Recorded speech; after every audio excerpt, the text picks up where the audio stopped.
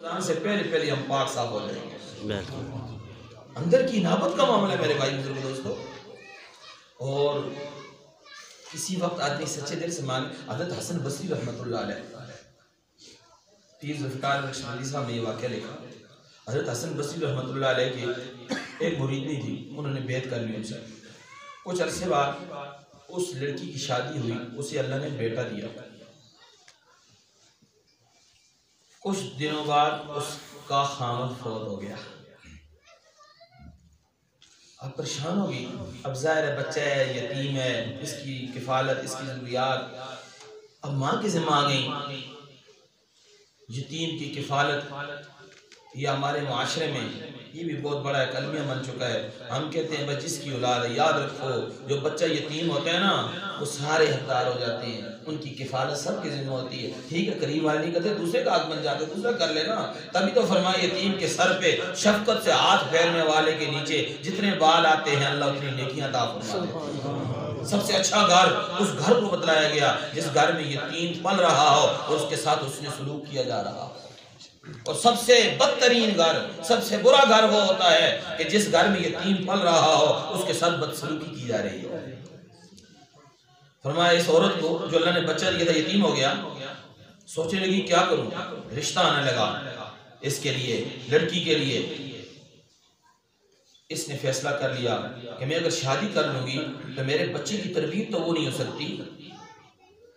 اس نے انکار کر لیا، میں شادی نہیں کروں گی، میں بچے کی تربیت کروں گی، بچی کی تربیت بھی۔ لیکن ہوتا ہوا ہے وَمَا تَشَاءُونَ إِلَّا أَن يَشَاءَ اللَّهُ رَبُّ الْعَالَمِينَ۔ والدین کا کام ہے اپنی اولاد کی فکر کرنا، تربیت کرنا، آگے نتیجے کے ہم پابند نہیں ہیں، وہ میرے اللہ پہ چھوڑ دیا کرو میرے بھائی۔ ایسے کوئی والدین نہیں جو یہ نہیں چاہتے میری اولاد نیک ہو، سارے ہی چاہتے ہیں، لیکن نیک بنتا ہے مقدر سے۔ ہاں ماں باپ کا کام ہے دعائیں کرنا، ماں باپ کا کام ہوتا ہے دعائیں کرنا، اچھی تربیت کرنا۔ یہ عورت اپنے بچے کو پال رہی ہے، بچہ بڑھ رہا ہے، حتیٰ کہ جوانی کی دہلیز پہ بچے نے قدم رکھ دیا۔ لیکن ماحول باہر کا اسے کیسا ملا، ان واقعات سے پتہ چل رہا ہے اچھا نہ ملا تھا کہ وہ نافرمانیوں میں لگ گیا۔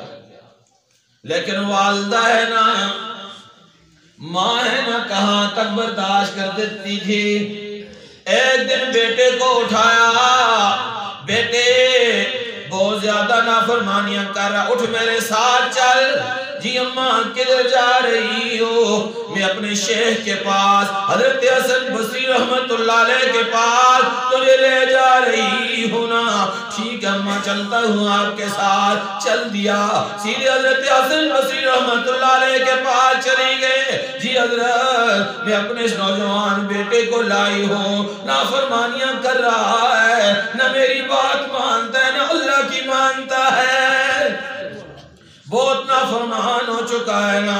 حضرت نے کہا اچھا میں اس سے توبہ کرواتا ہوں۔ اس سے توبہ کروا لی، اس کو بیعت بھی کر لیا۔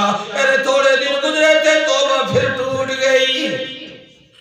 لیکن یاد رکھو میرے بھائی بزرگ دوستوں سے میں بات عرض کروں، اگر کوئی مسلمان توبہ طائب ہوتا ہے، اس کے بعد اس سے کوئی ایسا گناہ پھر سرزد ہو جاتا ہے جس سے اس نے توبہ کی تھی، یاد رکھنا یہ کبھی، پہلی بات تو یہ جرات نہ کرو دوبارہ گناہ پہ۔ اگر توبہ ٹوٹ گئی ہے تو پھر بھی قدم پیچھے نہیں کرنا، اللہ کی بارگاہ کی طرف دوڑ لگانی ہے۔ فَفِرُّوا إِلَى اللَّهِ، اللہ کی طرف دوڑنا، دوبارہ توبہ کرنی ہے، دوبارہ اللہ کے حضور کے گڑانا ہے۔ 70 مرتبہ توبہ ٹوٹے پھر بھی توبہ ہی کرنی ہے، اس کو اور کوئی حل نہیں ہے۔ حضرت حسن بصری رحمت اللہ علیہ کے پاس والدہ دوبارہ آ گئی، حضرت میرے بیٹے نے توبہ کی تھی لیکن توبہ ٹوٹ گئی نا، وہ توبہ اس نے توبہ توڑ دی ہے، اب میں کیا کروں؟ فرمایا اچھا میں تو اللہ سے مانگ سکتا ہوں، تو بھی اللہ سے مانگنا۔ والدہ کیا کر سکتی تھی؟ میرے بھائی بزرگو دوستو، یہ تو انہی والدین کو پتہ ہوتا ہے نا جن کی اولاد نافرمان بن جاتی ہے، انہی پتہ ان کے دل پہ کیا گزرا کرتی ہے۔ لوگوں کے سامنے تو اتنی بات ہوتی ہے نا کہ فلاں کی بیٹی، فلاں کا بیٹا وہ نافرمان ہو گیا ہے۔ نہیں میرے پیارو، یہ تو اس کو خبر ہوتی ہے جس کے بیٹے، جس کی اولاد نافرمان ہو گئی ہو۔ حضرت حسن بصری رحمت اللہ علیہ نے اس کو واپس بھیج دیا، سوائے رونے کے کیا کر سکتی تھی؟ رو رہی ہے، بیٹے کو سمجھا رہی ہے، لیکن بیٹا سمجھنے کا نام نہیں لے رہا، بیٹا سمجھتا ہی نہیں ہے۔ آخرکار طغیانی میں، نافرمانی میں اتنا آگے بڑھ گیا، اتنا آگے بڑھ گیا کہ والدہ بھی اللہ کی پناہ مانگنے لگی۔ ایک دن اچانک کیا دیکھتی ہے کہ بیٹا گھر چارپائی پہ پڑا ہے اور کرانے کی آواز آ رہی ہے۔ ماں اولاد کے بارے میں بڑی نرم طبیعت رکھتی ہے، یہ ایک دو ماں سب ماں کا معاملہ یہی ہے۔ اولاد بری سے بری ہو، کوئی والدہ اپنی اولاد کو برا نہیں کہتی، وہ کہتے نہیں میرا بیٹا، میری بیٹی، سبحان اللہ، اللہ نے ان کے دلوں میں محبت ڈالی ہوتی ہے۔ والدہ نے دیکھا کہ بیٹا نافرمان تھا، آج گھر آیا ہے اور کرانے کی کوئی تکلیف ہے، اس کی آواز آ رہی ہے۔ قریب آئی، بیٹے کیا ہو گیا؟ کہا جی طبیعت بہت زیادہ خراب ہے، فلان تکلیف فلان تکلیف۔ کہا بیٹے میں نے تجھے کہا تھا نا توبہ کر لے، میں نے کہا تھا نا بیٹے اللہ کی نافرمانیاں چھوڑ دے، دیکھو یہ تیری جوانی کی عمر ہے، تو اتنی بیماریوں کا مجسمہ بن گیا ہے۔ کہنے لگا اماں جی میں نے توبہ کر لی ہے۔ کہا کب؟ کہا ابھی۔ اللہ، کہا ابھی توبہ کر لی ہے؟ کہا پکی بات ہے؟ کہا جی۔ کہا پھر؟ کہا میرا ایک پیغام ہے کہ مجھے ایسے لگ رہا ہے کہ میری زندگی ختم ہو رہی ہے، میں دنیا سے جا رہا ہوں، تو میرا پیغام یہ ہے کہ جب میری روح نکل جائے تو وہاں اپنے شیخ کے پاس جن کے ہاتھ پہ میں نے بیعت کی، حضرت حسن بصری رحمت اللہ علیہ، ان کو جا کے میرا پیغام پہنچانا کہ وہ فلان نافرمان آج فوت ہو چکا ہے، تو آپ آ کے جنازہ پڑھا دیجیے۔ اللہ اکبر! ماں کے لیے اتنی خبر، ماں رونے لگی۔ کہا بیٹے نہیں ابھی تیری صحت ٹھیک ہو جائے گی، تسلیاں دے رہی ہے۔ بیٹے نے کہا اماں جی میرا پیغام ضرور پہنچاؤ۔ ماں چلی گئی، بیٹے کو چھوڑا، حضرت حسن بصری رحمت اللہ علیہ کے پاس چلی گئی۔ حضرت حسن بصری رحمت اللہ علیہ کو جا کے کہا میرا بیٹا کہتا ہے کہ میں نے اب توبہ کر لی ہے، میں جب مر جاؤں تو میرے جنازہ پڑھنا۔ حضرت نے فرمایا اس نے اس سے پہلے میں کئی مرتبہ توبہ کی ہے، توبہ توڑ دیتا ہے، میرے پاس اتنا وقت نہیں ہے میں جنازے کے لیے آ سکتا۔ اللہ، حضرت حسن بصری رحمت اللہ نے فرما دیا۔ ماں نہ روتی واپس آ گئی، آگے بیٹے کو پیغام پہنچایا، بیٹے یہ تیری شقاوت اور بدبختی ہے کہ حضرت نے جنازے سے انکار کر دیا ہے، پورے علاقے میں بدکاری کے لحاظ سے، گناہوں کے لحاظ سے، نافرمانیوں کے لحاظ سے تو مشہور ہو چکا ہے، حضرت جنازہ پڑھانے نہیں آ رہے، حضرت کیا کریں؟ اللہ اکبر کبیرہ والحمدللہ کثیرہ۔ ماں رو رہی ہے، بیٹے نے دیکھا ماں رو رہی ہے، بیٹا کہنے لگا اماں جی رونے کی ضرورت نہیں ہے، میرا معاملہ میرے اللہ کے سپرد کر دو، میری آواز ابھی بند ہونے والی ہے، میری سانس کھلنے والی ہے، میری جب روح نکل جائے اپنا دوپٹہ لینا میرے گلے میں ڈال کر، میری روح نکل جانے کے بعد اپنے سین میں مجھے گھسیٹنا۔ بیٹی یہ کیسے ہو سکتا ہے؟ تو کیا کہہ رہا ہے؟ کہا اماں جی دنیا والوں کو پتہ چل جائے کہ نافرمان کی یہ سزا ہوتی ہے۔ کہا بیٹے میں نہیں کر سکتی، اتنی باتیں کرنی تھی۔ بیٹے کی سانس اکھڑی، دنیا سے چلا گیا۔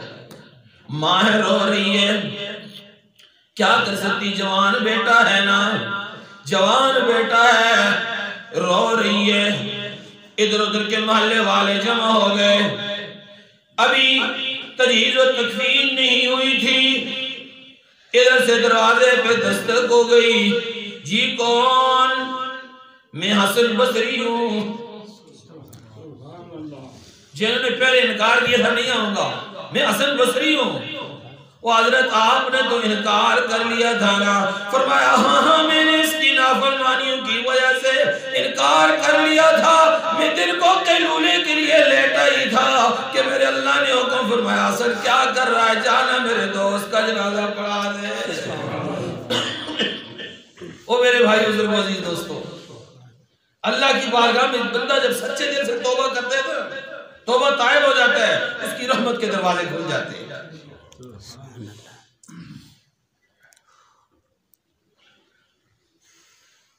اس لیے ہمیں اپنے سامنے گناہ رکھنے چاہیے اور یاد رکھو اپنے گناہوں کو بھلانا نہیں چاہیے۔ ابن حجر اسقلانی رحمۃ اللہ نے ایک روایت ذکر کی باب الرباعی میں کہا 4 علامتیں انسان کے سعادت مند ہونے کی ہیں اور 4 علامتیں انسان کے بدبخت ہونے کی ہیں۔ سب سے سعادت مندی کی پہلی علامت الذکر الذنوب الماضیہ، کہ اپنے ماضی کے گناہوں کو ہمیشہ یاد رکھتا رہے، وہ سعادت مند ہوتا ہے۔ اور نسیان الحسنات الماضیہ، جو نیکیاں کی ہوئی ہیں نا ان کو کنویں میں ڈال دو، دریا میں ڈال دو، ان کو نہ یاد کیا کرو۔ اور تیسرے نمبر پر دنیا کے لحاظ سے اپنے سے نچلے طبقے پہ نظر رکھا کرو، سعادت مندی کی علامت ہے۔ اور چوتھے نمبر پر دین کے لحاظ سے اپنے سے اگلے پہ نظر رکھا کرو، یہ سعادت مندی کی علامت ہے۔ میرے بھائی بزرگوں دوستو، ہم اپنے گناہوں کو بلائیں نا، گناہوں کو یاد کریں، ہم اپنے گناہوں کو یاد کر کے رویا کریں، لیکن اللہ کی رحمت میں امید رکھ لیا کریں کہ یا اللہ میرے گناہ بہت زیادہ ہیں، بہت زیادہ ہیں، لیکن تیری رحمت کا مقابلہ نہیں کر سکتے۔ اس لیے میرے بھائی بزرگوں دوستو، یہ رمضان کا مہینہ آ رہا ہے، آج سے ہم توبہ طائب ہو جائیں، اپنے آپ کو جس طرح ظاہری تزئین کے لیے کسی خوشی کے موقع پہ تیار کرتے ہیں، نئے کپڑے پہنتے ہیں، میرے بھائی اس سے کہیں زیادہ ضرورت ہے ہم اپنے باطن کو بھی ٹھیک کر لیں۔ انسان بنا ہے 2 چیزوں سے، انسان مرکب ہے 2 چیزوں سے، ایک انسان کا جسم، ایک انسان کی روح۔ انسان کا جسم بنا ہے مٹی سے، روح آئی ہے اوپر سے، اللہ کا حکم ہے وَيَسْأَلُونَكَ عَنِ الرُّوحِ قُلِ الرُّوحُ مِنْ أَمْرِ رَبِّي، اے روح اوپر سے آئی، اس کی غذا بھی اوپر ہی ہے، جسم مٹی سے بنا ہے، اس کی غذا بھی مٹی سے پیدا ہوئی ہے۔ اس لیے جہاں ہم اپنے بھوک لگتی ہے کھانا کھاتے ہیں، پیاس لگتی ہے پانی پیتے ہیں، میرے پیٹ سر میں کہیں درد ہوتا ہے دوائی کی فکر کر لیتے ہیں، یہ دنیا کے جسم کے مسئلہ ہے۔ ارے روح پر گندہ ہو جائے، روح بیمار ہو جائے، اس کے علاج کا بھی سوچا کریں۔ یہ رمضان اصل میں روح کے علاج کے لیے آتا ہے، اس لیے ابھی سے ہم تیار ہو جائیں کہ ہم اپنے اندر سے حسد، کینہ، بغض، لالچ، چغلی، غیبت، یہ تمام بیماریوں کو نکال لیں تاکہ ہم اندر سے صاف ہو جائیں۔ میرے بھائی دوستو، کیا پتہ زندگی کا، دیکھو ابھی چند دن باقی ہیں، یہ بھی خبر نہیں کہ رمضان کب ملتا ہے، کوئی پتہ ہے کسی کو؟ کیا پتہ آج ہماری زندگی میں شام ہو جائے۔ ایک آدمی گھر سے نکلتا ہے، وہ تو بچوں کو کہتا ہے میں شام کو آ جاؤں گا، لیکن بعض اوقات میت بھی بچوں کو دیکھنی نصیب نہیں ہوتی، اور بعض اوقات صرف ڈی این اے کے ذریعے خاک جمع کر کے جنازے پڑھائے جاتے ہیں۔ دنیا کو ہے، سائن مشاہدے کی بات ہے کہ میرے بھائیو ہم نے جسم کے ساتھ ساتھ روح کی فکر کرنی ہے۔ یہ جو پروگرام علماء کرام نے ترتیب دیا ہے، ماشاءاللہ شاہ صاحب، یہ جو آپ حضرات نے محنت اور کوشش کی ہے، یہ حقیقت میں روح کی غذا کا بندوبست ہے، روح کی غذا مل رہی ہے۔ اور رمضان سے پہلے پہلے ہم اپنے آپ کو تیار رکھیں، اور ساتھ میں عرض کرتا چلوں گا کہ صرف روزہ رکھنا ہی کافی نہیں ہوگا۔ روزے کے جو لوازمات ہیں رمضان کے مہینے میں، جو ہمارا دین ہمیں رہنمائی کر رہا ہے، اس کے ساتھ ساتھ ہم روزہ رکھیں گے، یقین جانو اللہ اکبر، اللہ کا خوش ہوگا، دنیا والوں کی بھی دعائیں لیتے چلیں گے۔ یہ تو خیرخواہی کا مہینہ آ رہا ہے میرے بھائی بزرگ دوستو، یہ تو دوسرے مسلمانوں کی فکر والا مہینہ ہے۔ کہیں ایسا نہ ہو اپنے بچوں کی تو تیاریاں ہو رہی ہیں، اپنے بچوں کی عید اور رمضان کی تیاریاں، کھانے پینے کی تیاریاں، کہیں پڑوس میں بچے بھوکے نہ سو رہے ہوں، کہیں پڑوس میں وہ بیوہ، وہ یتیم، وہ غریب، وہ فقیر جن کو کھانا میسر نہیں ہے، جب ان کی آہ نکلے گی بتاؤ پھر اللہ کے عرش کے ساتھ جب وہ آہ لگے گی، پھر اللہ کے غضب سے ہمیں کون بچا سکتا ہے؟ اس لیے رمضان سے پہلے ہم تیاری کر لیں کہ انشاءاللہ العزیز اگر ہمارے 5 بچے ہیں اگر ہمارے 6 بچے ہیں انشاءاللہ ہمیں راشن 7 کا لانا ہے، 7 ہے تو 8 کا لانا ہے، ایک راشن ایک حصہ ہم اپنے اپنا غریب کو دیں گے انشاءاللہ، کریں گے انشاءاللہ۔ رمضان کی تو یہ تیاری ہے میرے بھائی دوستو، صرف اپنے لیے نہیں، ہاں اپنے لیے وہ تو میں نے بتا دیا۔ قُلْ يَا عِبَادِيَ الَّذِينَ أَسْرَفُوا عَلَىٰ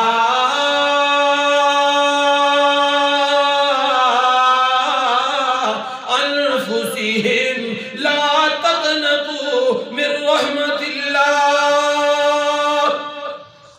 اے میرے بندو جن نے اپنی جانوں پر بڑا ظلم کر رکھا ہے، میری رحمت سے کبھی مایوس نہ ہونا، کبھی نا امید نہ ہونا۔ تمہارے گناہ زیادہ صحیح لیکن یاد رکھو گناہوں سے معافی مانگنا تمہارا کام ہے، اور گناہوں کو معاف کرنا بھی اللہ کا کام ہے۔ ایک مرتبہ ہم گڑ گڑائیں گے، روئیں گے، اور یہ بھی ضروری نہیں یار، کسی کو بتانے کی ضرورت ہی نہیں ہے۔ حضرت موسیٰ علیہ السلام نے لوگوں کو جمع کیا، سارے آؤ بارش نہیں ہو رہی، کافی دن ہو گئے کاٹ پڑ رہا ہے، سارا مجمع امت والا ان کا مرد عورتیں سارے نکل گئے میدان میں مانگ رہے۔ ایک دن گزرا، دوسرا دن گزرا، تیسرا دن آ گیا، بارش نہ ہوئی۔ حضرت موسیٰ علیہ السلام نے پوچھا یا اللہ بارش نہیں ہو رہی، تجھ سے مانگتے ہیں۔ اللہ نے فرمایا میرے پیغمبر تیری صفوں میں ایک نافرمان کھڑا ہے، تیری صفوں میں ایک نافرمان کھڑا ہے جو بڑا سخت باغی ہے، اس نے میرے ساتھ راضی نامہ نہیں کیا دل سے، جب تک وہ راضی نامہ نہیں کرے گا اس وقت تک بارش نہیں دوں گا، یا اس کو صفوں سے نکال دو کہ میں بارش دوں، یا اس کو بولو راضی نامہ کر لے۔ حضرت موسیٰ علیہ السلام نے اعلان کیا او لوگو ہماری صفوں میں ایک نافرمان کھڑا ہے، اللہ کا باغی کھڑا ہے جس کی وجہ سے بارش نہیں ہو رہی، اس کو نکلنا پڑے گا تب بارش ہوگی۔ اتنا کہنا تھا، تھوڑی دیر بعد بارش برسنا شروع کر دیا، بارش نے برسنا شروع کر دیا، بارش ہو رہی ہے۔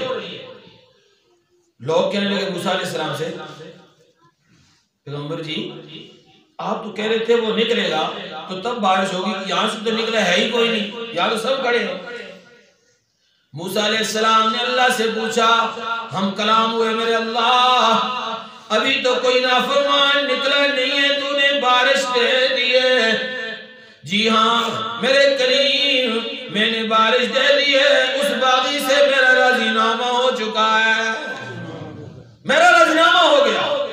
اس شخص نے کیا کیا کہ صف ہی صف میں کھڑے کھڑے وہاں سے کسی کو نہیں پتا تھا، اللہ کہتے ہیں یا اللہ آج تک تو نے پردہ رکھا ہوا ہے، یا اللہ مجھے معاف کر دے، یا اللہ تو نے پردہ رکھا ہوا ہے، یا اللہ آج تک کسی کو نہیں پتا چلا، یا اللہ مجھے معاف کر دے، میں تو راضی نامہ کرتا ہوں، آئندہ نافرمانی نہیں کروں گا۔ اللہ خوش ہوا، اللہ نے بارش دے دی۔ موسیٰ علیہ السلام نے پوچھا یا اللہ وہ کون ہے، یا اللہ وہ کون ہے؟ اللہ نے فرمایا او میرے کریم جب تک میرا باغی تھا میں نے نہیں بتایا، آج تو میرا دوست بن چکا ہے میں کیسے بتا دوں تجھے؟ سبحان اللہ۔ او میرے بھائی بزرگوں دوستو اس سے راضی نامے کی ضرورت ہے۔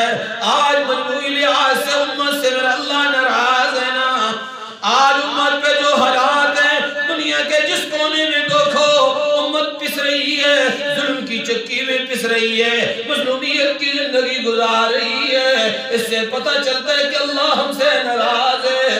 ارے اللہ کو راضی کرنا ہے، اللہ کو راضی کرنے میں اتنی دیر بھی نہیں لگتی جتنی دیر میں بندہ والدین کو راضی کر لیتا ہے۔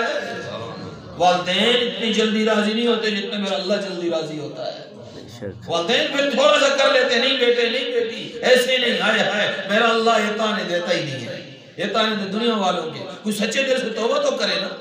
کہ میرے بھائی بزرگ دوستو فکر کرنی ہے اپنی بھی اپنی اولاد کی بھی۔ یا ایھا الذین آمنوا قوا انفسکم واہلیکم نارا، اپنے آپ کو بھی بچانا ہے، اپنی اہل و اولاد کو بھی جہنم کی آگ سے بچانا ہے۔ یہ دینی پروگرام جتنے منعقد ہوتے ہیں ان کا مقصد یہ ہوتا ہے کہ ہمارے دین کی اشاعت بھی ہو، ہمیں دین کی زندگی گزارنے کی معلومات بھی ملے، اور ہم دین کی زندگی گزارنے پر مجبور ہو جائیں کہ بھئی اللہ کو راضی کرنا ہے، ویسے ہمارا کوئی کام ہی نہیں ہے۔ کوشش کریں گے انشاءاللہ۔ انہیں میرے بھائی دو کام ضرور کرنے ہیں، ایک نبی علیہ السلام کی سنتوں کے مطابق چلنا ہے، رمضان آ رہا ہے کیا پتہ زندگی کا، اور دوسرا مخلوق خدا کے ساتھ جس طرح میں نے ایک واقعہ سنا دیا میرے بھائیوں، یہ تو انسانیت کا معاملہ ہے نا، اللہ کی مخلوق، الخلق و عیال اللہ، یہ اللہ کا کنبہ ہے۔ آپ نے کئی مرتبہ یہ حدیث علماء کرام سے سنی ہوگی کہ بنی اسرائیل کی وہ عورت جس نے بلی کو باندھ لیا تھا، اس بلی کے باندھنے پر اس کو جہنم میں بھیجا گیا تھا۔ اس عورت کو کیا وجہ تھی؟ کہ اللہ کی مخلوق کے ساتھ اس نے ظلم کیا۔ اور بنی اسرائیل کی وہ فاحش عورت کا بھی واقعہ آپ نے سنا ہوگا کہ جس نے ایک کیا کہ بچے کو پانی پلایا تھا، تو اللہ نے اس چھوٹی سی نیکی پر اس کے لیے جنت کا فیصلہ کر لیا تھا۔ تو کیا خیال ہے جی، اگر ہم اللہ کی مخلوق کے ساتھ اچھا برتاؤ، پھر چہ جائے کہ انسان اور انسانوں میں سے پھر مسلمان، سبحان اللہ، یہ تو سب سے اعلیٰ درجہ ہے نا۔ مخلوق عام درجے کے لحاظ سے کم ہے، انسان ان میں سے افضل ہے انسان، اور انسانوں میں سے افضل مسلمان ہیں۔ تو کیا خیال ہے رمضان کا مہینہ آنے سے پہلے جو ہم سے ناراض ہیں، جو ہم سے خفا ہیں، جن کے دلوں میں کوئی ہمارے بارے میں برائی ہے، ان کے ساتھ بیٹھ کے انشاءاللہ اشائی کر لیں گے نا، انشاءاللہ کریں گے۔ دوسرا، رشتہ داری کا معاملہ بڑا نازک ہے۔ یہ رمضان المبارک کا مہینہ شب قدر ہوتی ہے نا، شب قدر یہ بہت برکت والی رات ہوتی ہے، اور عید الفطر کا دن اور عید الفطر کی رات یہ بھی بڑی برکت والے دن اور رات ہوتی ہے۔ یوم عرفہ آج والا دن بہت بڑا برکت والا دن ہے۔ عید الاضحیٰ جس طرح ہم پڑھتے ہیں بڑے برکت والے، جیسے شب برات کی رات کی بہت بڑی فضیلت ہے۔ ان راتوں اور ان دنوں میں اللہ پاک بعض اوقات ایک وقت ہوتا ہے عمومی بخشش کا اعلان فرما دیتے ہیں، لیکن چند مسلمان ایسے ہوتے ہیں جن کو اللہ اس وقت معاف نہیں کرتا۔ ایسے مسلمان کون کون سے ہیں میرے بھائیوں؟ میں سے ایک مشرک ہوتا ہے، جو پکا شرک کرنے والا ہوتا ہے، اس کو اللہ معاف نہیں کرتے۔ اور دوسرا قطع تعلقی کرنے والا، رشتہ داری توڑنے والا۔ میرے بھائی یہ بڑا نازک معاملہ ہے۔ آج سے ہم نیت کر لیں کہ رمضان اتنی برکتوں کے ساتھ آ رہا ہے، کہیں رشتہ دار ہم سے ناراض تو نہیں ہے۔ چھوٹی چھوٹی بات آج کل تک عجیب مسئلہ بن گیا، کسی کو سمجھاؤ آدمی نے بھائی رشتہ دار یار چاچا لگتا ہے، ورنہ نہیں چاچے یہ نہیں ہوتے، مامے اے جی نہیں ہوتے، پھوپھی اے جی نہیں ہوتی۔ حال آئے آئے ارے کسی کو چچا، کسی کو ماموں میرے رب نے پوچھ کے بنایا تھا، کسی کو حالا، کسی کو پھوپھی میرے رب نے پوچھ کے بنایا تھا۔ نہیں میرے پیارے، میرے اللہ نے رشتے مقرر کیے ہیں، ارے کوئی اچھا ہے یا برا تجھے اچھا بننا پڑے گا۔ قطع تعلقی کرنے والا رشتہ داری کے ساتھ جنت میں نہیں جائے گا، تکبر کرنے والا کبھی نہیں جائے گا، والدین کا نافرمان کبھی جنت نہیں جائے گا۔ آج یہ وبا بھی عام پھیل چکی ہے، یہ وبا والدین کی نافرمانی والی وبا بھی عام پھیل چکی ہے۔ لوگ طرح طرح کے مسائل کے پوچھتے ہیں۔ ایک مرتبہ سے ایک آدمی مجھے لگا کہ بلکہ اس کا بیٹا میرے پاس دوڑتا ہوا آیا کہ میرے والد صاحب کو کچھ ہو گیا۔ میں گیا ان کے گھر، میں گیا تو میں نے کہا کیا؟ اس کا والد غصے سے سرخ لال آنکھیں نکالی ہوئی۔ میں نے کہا کیا ہوا؟ کہا میرے بیٹے نے میرا گریبان پکڑا اور میرا گلہ گھونٹا۔ یہ جو بیٹا گیا تھا نکل یہی ہے۔ میں نے کہا ظالم یہ کیا کیا؟ کہنے لگا میں محنت کر رہا تھا۔ عجیب صاحب، وہ بھائی اتنی نافرمانی ہو رہی ہیں۔ پتہ ہے قیامت کی علامات جہاں احادیث مبارکہ میں آئی ہیں، وہاں جہاں ہو رہے ہیں اولاد کی نافرمانی والی، ایک علامت یہ ہے کہ جس وقت بیٹی اپنے والدین کی نافرمان بن جائے، بیٹی سمجھ جاؤ قیامت سر پہ آ چکی ہے۔ آج یہ کیا حال ہو رہا ہے؟ اولادیں نافرمانیوں پہ نافرمانیاں کرتی جا رہی ہیں۔ یہ تو میرا اللہ ہے، تحمل والا، برداشت والا، وگرنہ والدین کی نافرمانی۔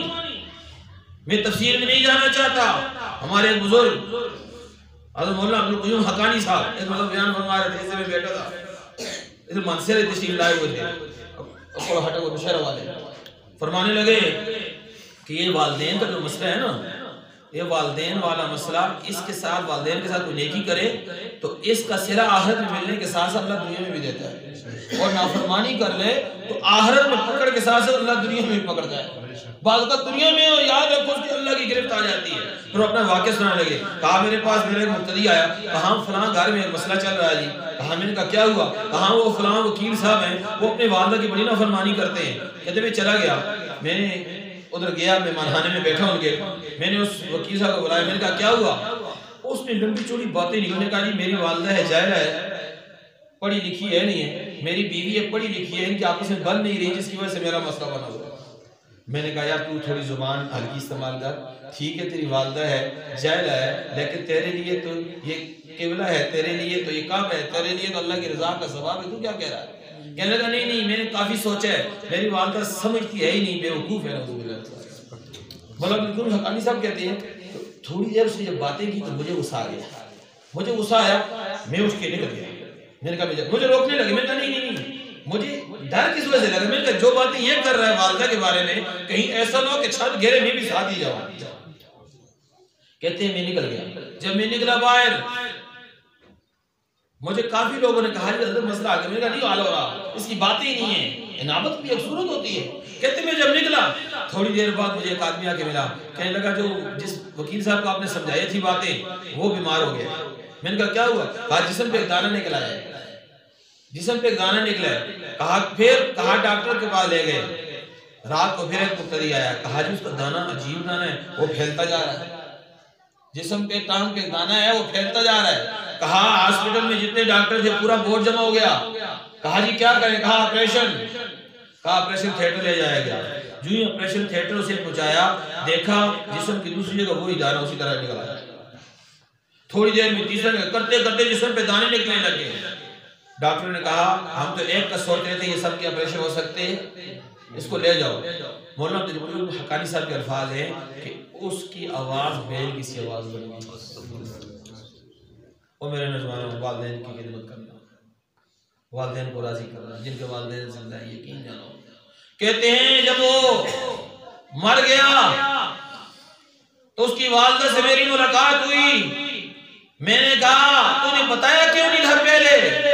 کہا مولانا یہ میرا بیٹا تھا، اس نے مجھے اتنا ستایا کہ ایک مرتبہ میرے بالوں کو ہاتھ میں پکڑ کے سین میں گھسیٹتا رہا، اور میں نے اپنا دوپٹہ اپنے منہ میں لیا، اپنی چادر اپنے منہ میں لی کہ کہیں میری چیخ نکل کے باہر آواز نہ جائے، میرے بیٹے کی بے عزتی نہ ہو جائے۔ میرے بھائی بزرگ دوستو، والدین کی نافرمانیاں بہت زیادہ ہوتی ہیں، یہ کبھی نہ سوچنا کہ اس صدی کے انہوں نے حضرت وہاں واقعی بھی سنایا، کہا یاد رکھو میں ایک مرتبہ حرم میں تھا، طواف کر رہا تھا، یہ ہمارے چکوال کے پیر صاحب نقشبندی صاحب کہتے ہیں اچانک میرے سامنے آ گئے، مجھے دیکھا، ہمارے آپس میں سلام دعا ہوئی، مجھے کہا عبدالقیوم کب آئے ہو؟ میں نے کہا اتنے دنوں میں پاکستان سے آیا ہوں۔ کہا اکیلے ہو کوئی ایسا؟ میں نے کہا والدہ کو لایا ہوں۔ سبحان اللہ، کہا میں والدہ کو ساتھ لایا ہوں۔ میں نے پوچھا کدھر ہے والدہ؟ کہتے ہیں ان کے پوچھنے پہ میں نے کہا والدہ آج ٹھیک نہیں ہے، ان کو بخار ہو گیا تھا، میں ہوٹل کے کمرے میں چھوڑ کے آیا ہوں، ہوٹل کے کمرے میں وہ آرام فرما رہی ہیں۔ کہتے ہیں اتنا کہنا تھا، مجھ سے پوچھا اور کون ہے؟ میں نے کہا اور کوئی نہیں۔ کہتے ان کا چہرہ سرخ ہو گیا، یہ اللہ والد ہے، ان کا چہرہ سرخ ہو گیا، مجھے کہنے لگے عبدالقیوم تیری والدہ بیمار کمرے میں ہوٹل میں پڑی ہے، بیت اللہ میں کیا ڈھونڈنے آیا ہے؟ کہ دونوں اللہ والوں کی باتیں ہو رہی ہیں، ادھر کیا کر رہا ہے؟ پھر فوراً کہنے لگے یاد رکھ اگر تیری والدہ کی آنکھ کھل گئی اور وہاں تجھے وہاں ڈھونڈتی رہی تو یاد رکھ اللہ کے غضب سے بیت اللہ تجھے نہیں بچا سکتا۔ اور پھر اگلا جملہ سنو، کہا عبدالقیوم 14ویں صدی کی والدہ، یہ جو صدی گزر رہی ہے 14ویں صدی کی والدہ ہی کیوں نہ ہو، گناہگار سے گناہگار ترین والدہ ہی کیوں نہ ہو، اس کے دل کا مقابلہ یہ بیت اللہ شریف نہیں کر سکتا۔